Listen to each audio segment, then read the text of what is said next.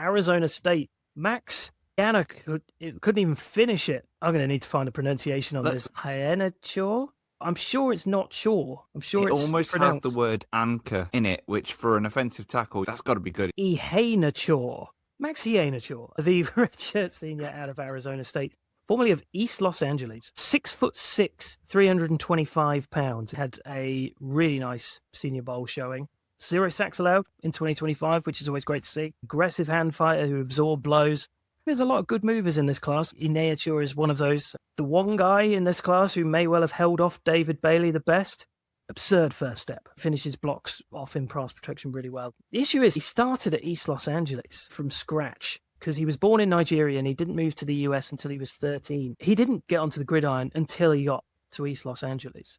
He's relatively experienced. He's got a soccer and basketball background, which helps him with his kind of fluid movement that's very uncommon for a lot of these guys. So he played at East Los Angeles in JUCO. He played 2 years there, learning the game from scratch, became one of the most coveted JUCO offensive tackles, had a lot of teams calling for him and ended up going to Arizona State. He had 8 penalties in 2025, P&I's a lot. He needs to sustain blocks in the run game the same way he does in pass protection. A lot of work needed there. The first step is great. Maybe it's too jumpy. He could be called for a lot of false starts at the next level, but some exceptional pass pro on tape. Senior Bowl standout. Had labrum surgery in 2024. He didn't miss any game time because of it, but he did miss a lot of the spring training off season. But he went through 2024 and 2025 with minimal issues there. Really hard not to root for him. How he's built himself up from scratch to where he is now. So I'm a +1. I think whatever O-line coach gets him is just going to be licking their lips because his athleticism with his football and basketball background, as you mentioned, Ketz is brilliant. He's he might be one of the best movers we've talked about so far with that athleticism, but he is raw. Like his technical ability is raw. His footwork can be a little bit sticky. His hands can be a little bit wide, attacking the rusher. He can roll in the athleticism to help him recover in those situations and rely on that. That's not going to really do it for him day in, day out in the pros because he's going to be against 10-year vets who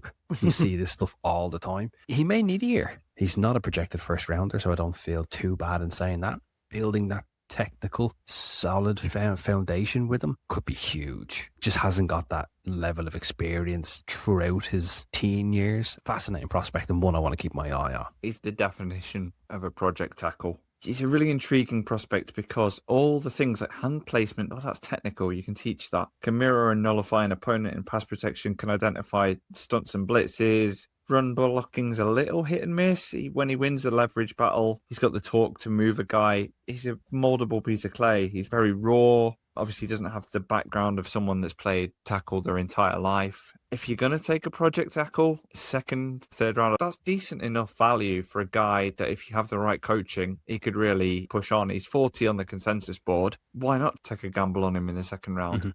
Mike, what was your value on him? I'll take a at value. Okay, so I didn't hear yours. At value.